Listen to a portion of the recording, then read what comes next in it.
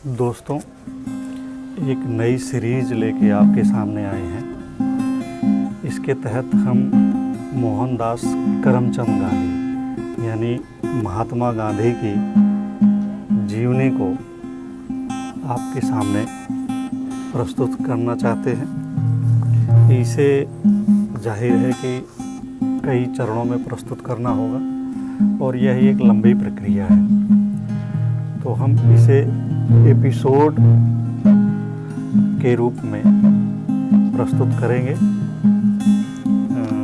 इस प्रक्रिया में हो सकता है कि 25 से 30 वीडियो यानी एपिसोड बनाने पड़ सकते हैं। तो ये जो कुछ भी हम इस वीडियो में बताएंगे या सुनाएंगे वह मोहनदास करमचंद गांधी की आत्मकथा सत्य के प्रयोग पर आधारित होगा। जैसा उन्होंने लिखा है उसी के अनुसार होगा। इसके लिए कई पुस्तकों का सहारा लिया गया है।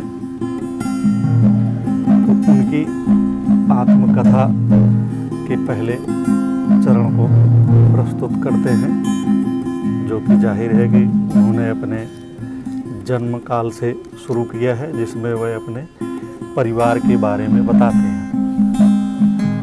तो मोहनदास करमचंद गांधी, जो कि बाद में महात्मा गांधी बने, राष्ट्रपिता के नाम से जाने जाते हैं, वह लिखते हैं कि जान पड़ता है कि गांधी कुटुंब पहले तो पंसारी का धंधा करने वाला था, लेकिन मेरे दादा से लेकर पिछली 3 पीढ़ियों से वह दीवानगिरी करता रहा है। ऐसा मालूम होता है कि उत्तम चंद गांधी अथवा ओता गांधी टेक वाले थे। राजनीतिक खटपट के कारण उन्हें पोरबंदर छोड़ना पड़ा था और उन्होंने जूनागढ़ राज्य में आश्रय लिया था। उन्होंने नवाब साहब को बाएं हाथ से सलाम किया। किसी ने इस प्रकट अभिनय का कारण पूछा तो जवाब मिला, दाहिना हाथ तो पोरबंदर को अर्पित हो चुका है। ओता गांधी के एक के बाद दूसरा यूँ 2 विवाह हुए थे। पहले विवाह से उनके 4 लड़के थे और दूसरे से 2। अपने बचपन को याद करता हूँ तो मुझे ख्याल नहीं आता कि ये भाई सौतेले थे। इनमें 5वें करमचंद अथवा कबा गांधी और आखिरी तुलसीदास गांधी थे। दोनों भाइयों ने बारी बारी से पोरबंदर में दीवान का काम किया। कबा गांधी मेरे पिताजी थे, यानी करम मोहनदास के पिता। दोनों भाइयों ने बारी बारी से पोरबंदर में दीवान का काम किया। कबा गांधी मेरे पिताजी थे। पोरबंदर की दीवानगिरी छोड़ने के बाद वह राजस्थानी कोर्ट में सदस्य थे, बाद में राजकोट में और कुछ समय के लिए वांकानेर में दीवान थे। मृत्यु के समय वह राजकोट दरबार में पेंशनर थे। कबा गांधी के भी एक के बाद यूँ 4 विवाह हुए थे। पहले से 2 कन्याएं थीं। अंतिम पतली पुतली बाई से 1 कन्या और 3 पुत्र थे। उनमें अंतिम मैं हूँ। पिताजी ने धन बटोरने का लाभ कभी नहीं किया, इस कारण हम भाइयों के लिए वह बहुत थोड़ी संपत्ति छोड़ गए थे। पिताजी की शिक्षा केवल अनुभव की थी। आजकल जिसे हम गुजराती के 5वीं किताब का ज्ञान कहते हैं, उतनी शिक्षा उन्हें मिली रही होगी। इतिहास भूगोल का ज्ञान तो बिल्कुल भी नहीं था, फिर भी उनका व्यवहारिक ज्ञान ऊंचे दर्जे का था। बारीक से बारीक सवालों को वे सुलझाने में, 1000 आदमियों से काम लेने में उन्हें कोई कठिनाई नहीं होती थी। धार्मिक शिक्षा नहीं के बराबर थी, पर मंदिरों में जाने से और कथा वगैरह सुनने से जो धर्म ज्ञान असंख्य हिंदुओं को सहज भाव से मिलता रहता है, वह उनमें भी था।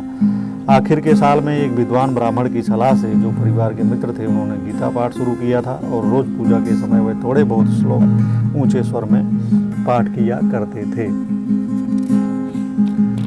मेरे मन पर यह छाप रही है कि माता साध्वी स्त्री थी, मैं बहुत श्रद्धालु थी। बिना पूजा पाठ के कभी भोजन न करती, हमेशा हवेली यानी बैसुड़ी मंदिर जाती। जब से मैंने होश संभाला तब से मुझे याद नहीं पड़ता कि उन्होंने कभी चतुर्मास का व्रत तोड़ा हो। वह कठिन से कठिन व्रत शुरू करती और उन्हें निर्विघ्न पूरा करती। लिए हुए व्रतों को बीमार होने पर भी कभी न छोड़ती। माता व्यवहार कुशल थी, राज दरबार की सब बातें मैं जानती थी, रनिवास में उनकी बुद्धि की अच्छी कदर होती थी। मैं बालक था, कभी कभी माता जी मुझे भी अपने साथ दरबार गढ़ ले जाती थी। माँ साहब के साथ होने वाली बातों में से कुछ मुझे अभी तक याद है। इन माता पिता के घर में संवत 1925 की भादो बदी 12 के दिन अर्थात 2 अक्टूबर 1869 को पोरबंदर, जो कि सुदामापुरी भी कहलाता था, 12 में हुआ। मेरा बचपन पोरबंदर में ही बीता। याद पड़ता है कि मुझे किसी पाठशाला में भर्ती किया गया था। मुश्किल से थोड़े पहाड़े में सीखा था।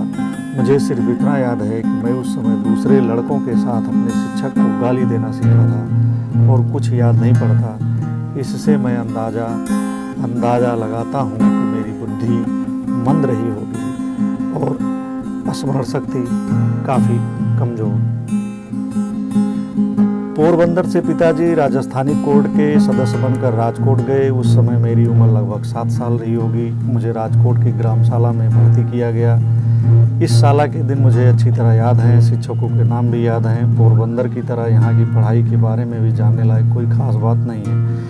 मैं मुश्किल से साधारण श्रेणी का विद्यार्थी रहा हूँगा, ग्रामशाला से उपनगर की शाला में और वहाँ से हाई स्कूल में। यहाँ तक पहुँचने में मेरा 12वां वर्ष बीत गया, मुझे याद नहीं पड़ता इस बीच मैंने किसी भी समय शिक्षकों को धोखा दिया हो। न तब किसी को मित्र बनाने का स्मरण है। मैं बहुत ही शर्मीला लड़का था। पाठशाला में अपने काम से ही काम रखता था। घंटी बजने के समय पहुँचता और पाठशाला के बंद होते ही घर भागता।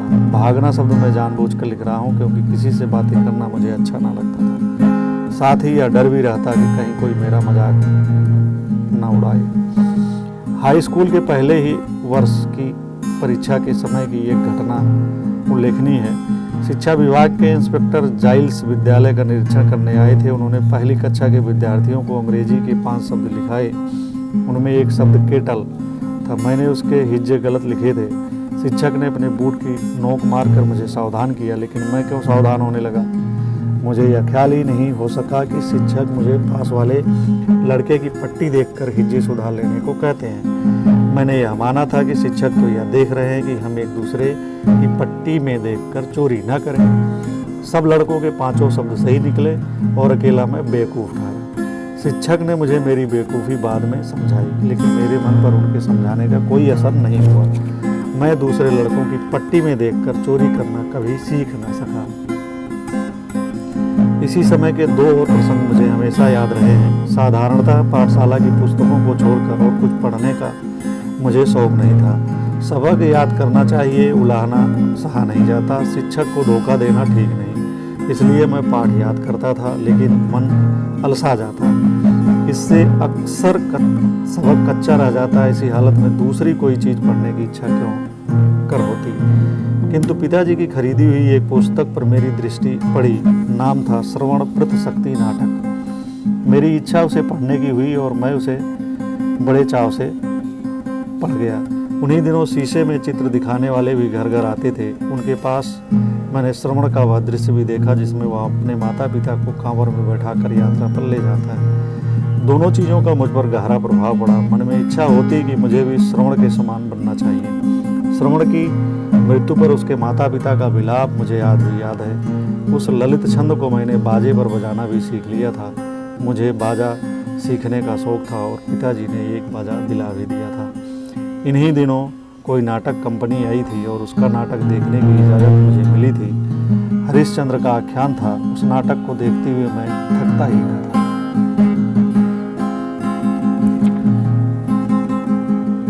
बाल विवाह। मैं चाहता हूं कि मुझे यह प्रकरण न लिखना पड़ता, लेकिन इस कथा में मुझको ऐसे कितने ही कड़वे घूंट पीने पड़ेंगे। पाठक यह न समझे कि मैं सगाई की बात लिख रहा हूँ। कठियावाड़ में विवाह का अर्थ लग्न है, सगाई नहीं। 2 बालकों को ब्याहने के लिए माँ बाप के बीच होने वाला करार सगाई है। सगाई टूट सकती है। सगाई के रहते वर यदि मर जाए तो कन्या विधवा नहीं होती। सगाई में वर कन्या के बीच कोई संबंध नहीं रहता। दोनों को पता भी नहीं होता। मेरी एक एक करके 3 बार सगाई हुई थी। ये 3 सगाइयाँ कब हुई इसका मुझे कुछ पता नहीं। मुझे बताया गया था कि 2 कन्याएं एक के बाद एक मर गईं, इसलिए मैं जानता हूँ कि मेरी 3 सगाइयाँ हुई थी। कुछ ऐसा याद पड़ता है कि तीसरी सगाई कोई 7 साल की उम्र में हुई होगी, लेकिन मैं नहीं जानता कि सगाई के समय मुझसे कुछ कहा गया था। विवाह में वर कन्या की आवश्यकता पड़ती है, उसकी एक विधि होती है, और मैं जो लिख रहा हूँ सो विवाह के विषय में है। विवाह का मुझे पूरा स्मरण है। पाठक जान चुके हैं कि हम 3 भाई थे, उनमें सबसे बड़े का विवाह हो चुका था। मझले भाई मुझसे 2 या 3 साल बड़े थे। घर के बड़ों ने एक साथ 3 विवाह करने का निश्चय किया। मझले भाई का, मेरे काका जी के छोटे लड़के का, जिनकी उम्र मुझसे 1 आध साल शायद अधिक रही होगी, और मेरा। इसमें हमारे कल्याण की बात नहीं थी, हमारी इच्छा की तो थी ही नहीं। बात सिर्फ बड़ों की सुविधा और खर्च की थी। ऐसा झमेला 3 बार करने के बदले एक ही बार कर लिया जाए तो कितना अच्छा हो। खर्च कम होने पर भी विवाह ठाठ से हो सकता है, क्योंकि 3 विवाह एक साथ करने पर पैसा खुले हाथों खर्चा जा सकता है। पिताजी और काका जी बूढ़े थे, हम उनके आखिरी लड़के ठहरे, इसलिए उनके मन में हमारे विवाह रचाने का आनंद लूटने की वृत्ति भी रही होगी। इन और ऐसे दूसरे विचारों से ये तीनों विवाह एक साथ करने का निश्चय किया गया, और इसके लिए तैयारियां और सामग्री जुटाने का काम तो जैसा कि मैं कह चुका हूँ महीनों पहले से शुरू हो चुका था। हम 2 भाइयों को राजकोट से पोरबंदर ले जाया गया। वहाँ हल्दी चढ़ाने आदि की जो विधि हुई वह मनोरंजक होते हुए भी छोड़ देने लायक है। पिताजी दीवान थे, फिर भी थे तो नौकर ही, इस पर राजप्रिय थे, इसलिए अधिक पराधीन रहे। ठाकुर साहब ने आखिरी घड़ी तक उन्हें नहीं छोड़ा। अंत में जब छोड़ा तो विवाह के 2 दिन पहले ही रवाना किया। उन्हें पहुंचने के लिए खास डाक बैठाई गई, पर विधाता ने कुछ और ही सोचा था। राजकोट से पोरबंदर 60 कोस है। बैलगाड़ी से 5 दिन का रास्ता था। पिताजी 3 दिन में पहुंचे। आखिरी मंजिल में तांगा उलट गया। पिताजी को कड़ी चोट आई, हाथ पर पट्टी, पीठ पर पट्टी। विवाह विषयक उनका और हमारा आधा आनंद चला गया। फिर भी विवाह तो हुए ही, लिखे मुहूर्त कहीं टाले जा सकते हैं क्या? मैं तो विवाह के बाल उल्लास में पिताजी का दुख भूल गया। पिताजी ने शरीर से पीड़ा भोगते हुए भी बाहर से प्रसन्न दिखने का प्रयत्न किया और विवाह में पूरी तरह योग किया। पिताजी किस प्रसंग पर कहाँ बैठे थे इसकी मुझे याद नहीं। इसकी मुझे याद आज भी वैसी की वैसी बनी है। बाल विवाह की चर्चा करते हुए पिताजी के कार्य की जो टीका मैंने आज की है वह मेरे मन से उस समय थोड़ी ही की थी। तब तो सब कुछ योग्य और मनपसंद ही लग रहा था। ब्याहने का शौक था और पिताजी जो कर रहे हैं ठीक ही कर रहे हैं ऐसा लगता था, इसलिए उस समय के स्मरण ताजे हैं। मंडप पे बैठे मेरे फेरे फिरे, कंसार खाया खिलाया और तभी से वर वधू साथ में रहने लगे। वह पहली रात 2 निर्दोष बालक अनजाने संसार सागर में कूद पड़े। भाभी ने सिखलाया कि मुझे पहली रात में कैसा बर्ताव करना चाहिए। धर्मपत्नी को किसने सिखलाया सो पूछने की बात मुझे याद नहीं। अब भी पूछा जा सकता है, पर पूछने की इच्छा तक नहीं होती। पाठक यह जान लें कि हम दोनों एक दूसरे से डरते थे, ऐसा भास मुझे है। एक दूसरे से शर्माते तो थे ही। बातें कैसे करना, क्या करना सो मैं क्या जानूं। प्राप्त सिखावन भी क्या मदद करती, लेकिन क्या इस संबंध में कुछ सिखाना जरूरी होता है? जहाँ संस्कार बलवान है वहाँ सिखावन सब गैर जरूरी बन जाती है। धीरे धीरे हम एक दूसरे को पहचानने लगे, बोलने लगे। हम दोनों बराबरी की उम्र के थे, पर मैंने तो पति की सत्ता चलाना शुरू कर दिया। जिन दिनों मेरा विवाह हुआ उन दिनों निबंधों की छोटी छोटी पुस्तिकाएं पैसे या पाई की सो तो कुछ याद नहीं निकलती थी। उनमें दंपत्ति प्रेम, कम खर्ची, बाल विवाह आदि विषयों की चर्चा रहती थी। उनमें से कुछ निबंध मेरे हाथ में पढ़ते और मैं उन्हें पढ़ जाता। मेरी यह आदत तो थी ही कि पढ़े हुए में से जो पसंद ना आए उसे भूल जाना और पसंद आए उस पर अमल करना। मैंने पढ़ा था कि एक पति व्रत पालना पति का धर्म है। मैंने पढ़ा था कि एक पत्नी व्रत पालना पति का धर्म है। बात हृदय में रम गई। सत्य का शौक तो था ही, इसलिए पत्नी को धोखा तो दे ही नहीं सकता था।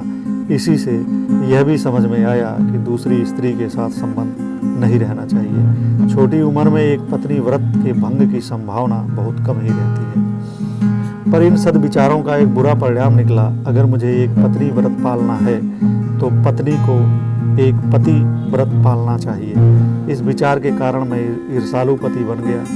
पालना चाहिए में से मैं पलवाना चाहिए के विचार पर पहुंचा, और अगर पलवाना है तो मुझे पत्नी की निगरानी रखनी चाहिए। मेरे लिए पत्नी की पवित्रता में शंका करने का कोई कारण नहीं था, पर ईर्षा कारण क्यों देखने लगी। मुझे हमेशा यह जानना ही चाहिए कि मेरी स्त्री कहाँ जाती है, इसलिए मेरी अनुमति के बिना वह कहीं जा ही नहीं सकती। यह चीज़ हमारे बीच दुखद झगड़े की जड़ बन गई। बिना अनुमति के कहीं भी न जा सकना तो एक तरह की कैद ही हुई, पर कस्तूरबा बाई ऐसी कैद सहन करने वाली थी ही नहीं। जहाँ इच्छा होती वहाँ मुझसे बिना पूछे जरूर जाती। मैं ज्यों दबाव डालता त्यों तो वह अधिक स्वतंत्रता से काम लेती, और त्यों तो मैं अधिक चिढ़ता। इससे हम बालकों के बीच बोलचाल का बंद होना एक मामूली चीज़ बन गई। लेकिन पाठक यह न माने कि हमारे इस गृह जीवन में कहीं भी मिठास नहीं थी। मेरी वक्रता की जड़ प्रेम में थी, और मैं अपनी पत्नी को आदर्श स्त्री बनाना चाहता था। मेरी यह भावना थी कि वह स्वच्छ बने, स्वच्छ रहे, मैं सीखूं सो सीखे, मैं पढ़ूं सो पढ़े, और हम दोनों एक दूसरे में ओत-प्रोत रहें। कस्तूरबा बाई में यह भावना थी या नहीं इसका मुझे पता नहीं। वह निरक्षर थी, स्वभाव से सीधी, स्वतंत्र मेहनती, और मेरे साथ तो कम बोलने वाली थी। उसे अपने अज्ञान का असंतोष न था। अपने बचपन में मैंने कभी उसकी यह इच्छा नहीं जानी कि मेरी तरह वह भी पढ़ सके तो अच्छा हो। इससे मैं मानता हूँ कि मेरी भावना एक पक्षी थी। मेरी विषय सुख एक स्त्री पर ही निर्भर था, और मैं उस सुख का प्रतिघोष चाहता था। जहाँ प्रेम एक पक्षी की ओर से होता है, एक पक्ष की ओर से होता है, वहाँ सर्वांश में दुख तो नहीं ही होता। मुझे कहना चाहिए कि मैं अपनी स्त्री के प्रति विषयासक्त था। साला में भी उसके विचार आते रहते। कब रात पड़े कब हम मिले यह विचार बना ही रहता। वियोग असहाय था। अपनी कुछ निकम्मी बकवासों से मैं कस्तूरबा बाई को जगा ही न था। मेरा ख्याल है कि इस आसक्ति के साथ ही मुझमें कर्तव्यपरायणता न होती तो मैं व्याधिग्रस्त होकर मौत के मुंह में चला जाता, अथवा इस संसार में बोझ रूप बनकर जिंदा रहता। सवेरा होते ही नित्यक्रम में तो लग ही जाना चाहिए। किसी को धोखा तो दिया नहीं जा सकता। अपने इन विचारों के कारण मैं बहुत से संकटों से बचा हूँ। मैं लिख चुका हूँ कि कस्तूरबा बाई निरक्षर थी। उसे पढ़ाने की मेरी बड़ी इच्छा थी, पर मेरी विषय वासना मुझे पढ़ाने कैसे देती। एक तो मुझे ज़बरदस्ती पढ़ाना था, वह भी रात के एकांत में ही हो सकता था। बड़ों के सामने तो स्त्री की तरफ देखा भी नहीं जा सकता था, फिर बातचीत कैसे होती। उन दिनों कठियावाड़ में घूंघट निकालने का निकम्मा और जंगली रिवाज था, आज भी बड़ी हद तक मौजूद है। इस कारण मेरे लिए पढ़ाने की परिस्थितियाँ भी प्रतिकूल थी।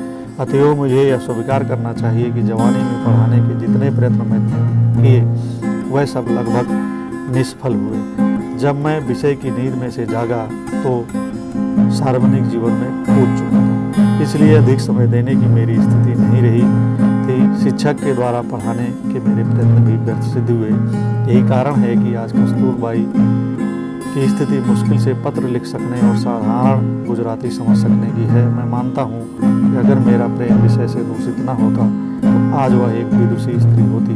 मैं उसके पढ़ने के आलस्य को जीत सकता था, क्योंकक्योंकि मैं जानता हूँ कि शुद्ध प्रेम के लिए कुछ भी असंभव नहीं है। यूं अपनी पत्नी के प्रति विषयासक्त होते हुए भी मैं किसी कदर कैसे बच सका, इसका एक कारण बता चुका हूँ, एक और भी बताने लायक है। सैकड़ों अनुभवों के सहारे मैं इस परिणाम पर पहुँच सका हूँ कि जिसकी निष्ठा सच्ची है उसकी रक्षा स्वयं भगवान ही कर लेते हैं। हिंदू समाज में बाल विवाह का घातक रिवाज है, तो साथ में उसमें थोड़ी मुक्ति दिलाने वाला रिवाज भी है। माता पिता बालक बरवधू को लंबे समय तक एक साथ रहने नहीं देते। बाल पत्नी का आधे से अधिक समय पीहर में बीतता है। यही बात हमारे संबंध में भी हुई। मतलब यह कि 13 से 19 साल की उम्र तक हम छिटपुट मिलाकर कुल 3 साल से अधिक समय तक साथ नहीं रहे होंगे। 6-8 महीने साथ रहते, इतने में माँ बाप के घर बुलावा आ ही जाता। उस समय तो वह बुलावा बहुत बुरा लगता था, पर उसी के कारण हम दोनों बच गए। फिर तो 18 साल की उम्र में मैं विलायत गया, जिससे लंबे समय का सुंदर वियोग रहा। विलायत से लौटने पर भी हम करीब 6 महीने ही साथ में रहे होंगे। क्योंकि मैं राजकोट और बम्बई के बीच आता जाता रहता था। इतने में दक्षिण अफ्रीका का बुलावा आ गया। इस बीच तो मैं अच्छी तरह जागृत हो चुका था। मैं ऊपर लिख चुका हूँ कि ब्याह के समय मैं हाई स्कूल में पढ़ता था। उस समय हम तीनों भाई एक ही स्कूल में पढ़ते थे। ज्येष्ठ भाई ऊपर के दर्जे में थे और जिन भाई के ब्याह के साथ मेरा ब्याह हुआ था वो मुझसे एक दर्जा आगे थे। विवाह का परिणाम यह हुआ कि हम दोनों भाइयों का एक वर्ष बेकार गया। मेरे भाई के लिए तो परिणाम इससे भी बुरा रहा। ब्याह के बाद वह स्कूल में पढ़ ही न सके।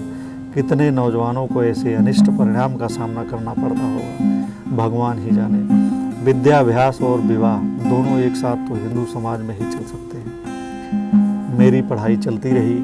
हाई स्कूल में मेरी गिनती मंदबुद्धि विद्यार्थियों में नहीं थी। शिक्षकों का प्रेम मैं हमेशा ही पा सका था। हर साल माता पिता के नाम स्कूल से विद्यार्थी की पढ़ाई और उसके आचरण के संबंध में प्रमाण पत्र भेजे जाते थे। उनमें मेरे आचरण या अभ्यास के खराब होने की टीका टिप्पणी कभी नहीं हुई। दूसरी कक्षा के बाद मुझे इनाम भी मिले और 5वीं तथा 6ठी कक्षा में क्रमशः प्रति मास 4 और 10 रुपयों की छात्रवृत्ति भी मिली थी। इसमें मेरी होशियारी की अपेक्षा भाग्य का अंश अधिक था। ये छात्रवृत्तियाँ सब विद्यार्थियों के लिए नहीं थी, बल्कि सोरठ वासियों में से सर्वप्रथम आने वालों के लिए थी। 40-50 विद्यार्थियों की कक्षा में उस समय सोरठ प्रदेश के विद्यार्थी कितने हो सकते थे। मेरा अपना ख्याल है कि मुझे अपनी होशियारी का कोई गर्व नहीं था। पुरस्कार या छात्रवृत्ति मिलने पर मुझे आश्चर्य होता था, पर अपने आचरण के विषय में मैं बहुत सजग था। आचरण में दोष आने पर मुझे रुलाई आ ही जाती थी। मेरे हाथों कोई भी ऐसा काम बने जिससे शिक्षकों को मुझे डांटना पड़े अथवा शिक्षकों का वैसा ख्याल बने, वह मेरे लिए असह्य हो जाता था। मुझे याद है कि एक बार मुझे मार खानी पड़ी थी। मार का दुख नहीं था, पर मैं दंड का पात्र बन गया, इसका मुझे बड़ा दुख रहा। मैं खूब रोया। यह प्रसंग पहली या दूसरी कक्षा का है। दूसरा एक प्रसंग 7वीं कक्षा का है। उस समय दोराब जी यदलजी गिमी हेडमास्टर थे। वह विद्यार्थी प्रेमी थे, क्योंकि वे नियमों का पालन करवाते, व्यवस्थित रीति से काम करते, लेते और अच्छी तरह पढ़ाते थे। उन्होंने उच्च कक्षा के विद्यार्थियों के लिए कसरत, क्रिकेट अनिवार्य कर दिए थे। मुझे इनसे अरुचि थी। इनके अनिवार्य बनने से पहले मैं कभी कसरत, क्रिकेट या फुटबॉल में गया ही न था। न जाने में मेरा शर्मीला स्वभाव ही एकमात्र कारण था। अब मैं देखता हूँ कि वह अरुचि मेरी भूल थी। उस समय मेरा यह ख्याल बना हुआ था कि शिक्षा के साथ कसरत का कोई संबंध नहीं है। बाद में मैं समझा कि विद्याभ्यास में व्यायाम का अर्थात शारीरिक शिक्षा का मानसिक शिक्षा के समान ही स्थान होना चाहिए। फिर भी मुझे कहना चाहिए कि कसरत में न जाने से मुझे नुकसान नहीं हुआ। उसका कारण यह रहा कि मैंने पुस्तकों में खुली हवा में घूमने जाने की सलाह पढ़ी थी और वह मुझे रुचि थी। इसके कारण हाई स्कूल की उच्च कक्षा से ही मुझे हवाखोरी की आदत पड़ गई थी। वह अंत तक बनी रही। टहलना भी व्यायाम तो है ही है। इससे मेरा शरीर अपेक्षाकृत सुगठित बना। अरुचि का दूसरा कारण था पिताजी की सेवा करने की तीव्र इच्छा। स्कूल की छुट्टी होते ही मैं सीधा घर पहुंचता और सेवा में लग जाता। जब कसरत अनिवार्य हुई तो इस सेवा में बाधा पड़ी। मैंने विनती की कि पिताजी की सेवा के लिए मुझे कसरत से छुट्टी दी जाए, पर गिमी साहब छुट्टी क्यों देने लगे। एक शनिवार के दिन सुबह का स्कूल था। शाम को 4 बजे कसरत के लिए जाना था। मेरे पास घड़ी नहीं थी। आसमान बादलों से घिरा था, इसलिए समय का कोई अंदाज़ा नहीं रहा। मैं बादलों से धोखा खा गया। जब कसरत के लिए पहुंचा तो सब जा चुके थे। दूसरे दिन गिमी साहब ने हाजिरी देखी तो मैं गैर हाजिर पाया गया। मुझसे कारण पूछा गया। मैंने सही कारण बता दिया। उन्होंने उसे सच नहीं माना और मुझ पर 1 या 2 आने, ठीक रकम याद नहीं, का जुर्माना किया। मैं झूठा ठहरा। मुझे बहुत दुख हुआ। कैसे सिद्ध करूं कि मैं झूठा नहीं हूं। कोई उपाय न रहा। मन महसूस कर रह गया। रोया। समझा कि सच बोलने वाले और सच काम करने वाले को गाफिल में नहीं रहना चाहिए। अपनी पढ़ाई के समय में इस तरह की मेरी यह पहली और आखिरी गफलत थी। मुझे धुंधली सी याद है कि आखिर मैं वह जुर्माना माफ़ करा सका था। मैंने कसरत से तो मुक्ति प्राप्त कर ली। पिताजी ने हेडमास्टर को पत्र लिखा कि स्कूल के समय के बाद वे मेरी उपस्थिति का उपयोग अपनी सेवा के लिए करना चाहते हैं। इस कारण मुझे मुक्ति मिल गई। व्यायाम के बदले मैंने टहलने का सिलसिला रखा, इसलिए शरीर को व्यायाम न देने की गलती के लिए तो शायद मुझे सज़ा नहीं भोगनी पड़ी, पर दूसरी एक गलती की सज़ा मैं आज भी भोग रहा हूँ। मैं नहीं जानता कि पढ़ाई में सुंदर लेखन आवश्यक नहीं है। यह गलत ख्याल मुझे कैसे हो गया था, पर ठेठ विलायत जाने तक यह बना रहा। बाद में और ख़ास करके दक्षिण अफ्रीका में जब मैंने वकीलों के तथा दक्षिण अफ्रीका में जन्मे और पढ़े लिखे नायकों के मोती के दानों जैसे अक्षर देखे तो मैं शर्माया और पछताया। मैंने अनुभव किया कि खराब अक्षर अधूरी शिक्षा की निशानी मानी जानी चाहिए। बाद में मैंने अक्षर सुधारने का प्रयत्न किया, पर पके घड़े पर कहीं गला जुड़ता है। जवानी में मैंने जिसकी उपेक्षा की उसे मैं आज तक नहीं कर सका। हर एक नवयुवक और नवयुवती मेरे उदाहरण से सबक लें और समझें कि अच्छे अक्षर विद्या का आवश्यक अंग है। अच्छे अक्षर सीखने के लिए चित्रकला आवश्यक है। मेरी तो यह राय बनी है कि बालकों को चित्रकला पहले सीखनी चाहिए। जिस तरह पक्षियों, वस्तुओं आदि को देखकर बालक उन्हें याद रखता है और आसानी से उन्हें पहचानता है, उसी तरह अक्षर पहचानना सीखे और जब चित्रकला सीखकर चित्र आदि बनाने लगे तभी अक्षर लिखना सीखे तो उसके अक्षर छपे अक्षरों के समान सुंदर होंगे। इस समय के विद्याभ्यास के दूसरे दो संस्मरण उल्लेखनीय हैं। मैं ब्याह के कारण जो 1 साल नष्ट हुआ था उसे बचा लेने की बात दूसरी कक्षा के शिक्षक ने मेरे सामने रखी थी। उन दिनों परिश्रमी विद्यार्थी को इसके लिए अनुमति मिलती थी। इस कारण तीसरी कक्षा में मैं 6 महीने रहा और गर्मी की छुट्टियों से पहले होने वाली परीक्षा के बाद मुझे चौथी कक्षा में बैठाया गया। इस कक्षा से थोड़ी पढ़ाई अंग्रेजी माध्यम से होने लगी थी। मेरी समझ में कुछ ना आता था। भूमिति भी चौथी कक्षा से शुरू होती थी। मैं उसमें पिछड़ा हुआ था इस पर मैं उसे बिल्कुल समझ नहीं पाता था। भूमिति शिक्षक अच्छी तरह समझाकर पढ़ाते थे पर मैं कुछ समझ ही नहीं सकता था। मैं अक्सर निराश हो जाता। कभी कभी ये भी सोचता कि 1 साल में 2 कक्षाएं करने का विचार छोड़कर मैं तीसरी कक्षा में लौट जाऊं। पर ऐसा करने में मेरी लाज आती और जिन शिक्षक ने मेरी लगन पर भरोसा करके मुझे चढ़ाने की सिफारिश की थी उनकी भी लाज आती। उस भय से नीचे जाने का विचार तो छोड़ ही दिया। जब प्रयत्न करते करते मैं यूक्लिड के 13वें प्रमेय तक पहुंचा तो अचानक मुझे बोध हुआ कि भूमिति तो सरल से सरल विषय है जिसमें केवल बुद्धि का सीधा और सरल प्रयोग ही करना है। उसमें कठिनाई क्या है? उसके बाद तो भूमिति मेरे लिए सदा ही एक सरल और सरस विषय बन गया। भूमिति की अपेक्षा संस्कृत ने मुझे अधिक परेशान किया। भूमिति में रटने की कोई बात थी ही नहीं, जबकि मेरी दृष्टि से संस्कृत में तो सब रटना ही होता था।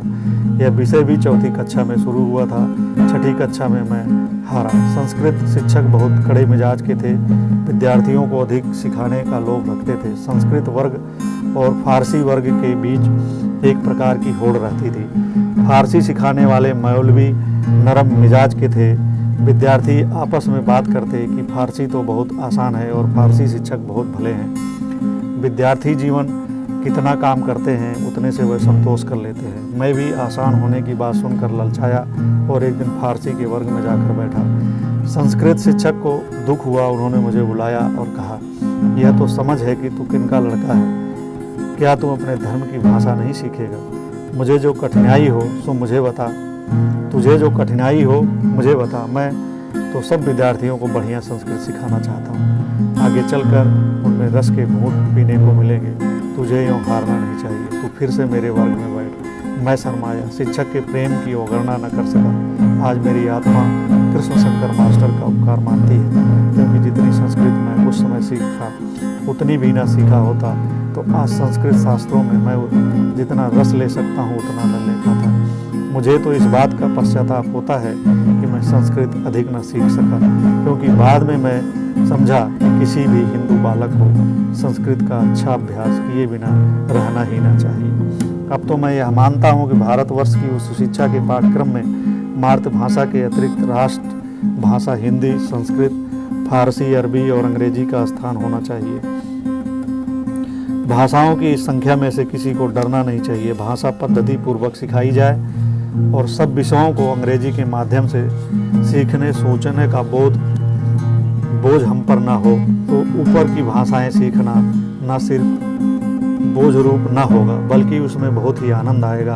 और जो व्यक्ति एक भाषा को शास्त्रीय पद्धति से सीख लेता है उसके लिए दूसरी का ज्ञान सुलभ हो जाता है। असल में तो हिंदी, गुजराती, संस्कृत एक भाषा मानी जानी जा सकती है। इसी तरह फारसी और अरबी एक मानी जाए। यद्यपि फारसी संस्कृत से मिलती जुलती है और अरबी का हिब्रू से मेल है, फिर भी दोनों का विकास इस्लाम के प्रकट होने के बाद हुआ है, इसलिए दोनों के बीच निकट का संबंध है। उर्दू को मैंने अलग भाषा नहीं माना है। क्योंकि उसके व्याकरण का समावेश हिंदी में हो जाता है। उसके शब्द तो फारसी और अरबी ही है। ऊंचे दर्जे की उर्दू जानने वाले के लिए अरबी और फारसी का ज्ञान जरूरी है। जैसे उच्च प्रकार की गुजराती, हिंदी, बांग्ला, मराठी जानने वाले के लिए संस्कृत जानना आवश्यक है। नमस्कार मित्रों, उम्मीद करता हूँ कि यह वीडियो आपको पसंद आएगा। वीडियो पसंद आने पर इसे अपने मित्रों को, दोस्तों को, परिवार वालों को, सभी को शेयर ज़रूर करें और इस चैनल को सब्सक्राइब करें। महात्मा गांधी की जीवनी की ये पहली सीरीज है, पहला भाग है, पहला वीडियो है। उनकी सत्य के प्रयोग की जो आत्मकथा है उस पे ऐसे ही वीडियो मैं लगातार बनाऊंगा और आप इस चैनल को सब्सक्राइब कर लेंगे और नोटिफिकेशन का बटन दबा देंगे तो आपका जब भी मैं नया वीडियो अपलोड करूंगा तो आपको उसका नोटिफिकेशन मिल जाएगा, जानकारी मिल जाएगी और आप उस वीडियो को सुन सकेंगे। हाँ, ये वीडियो कैसा लगा आप अपनी राय टिप्पणी में लिख सकते हैं और ज़रूर लिखें, उससे हमें उत्साह मिलेगा। धन्यवाद। मिलते हैं अगले वीडियो में सत्य के प्रयोग की अगली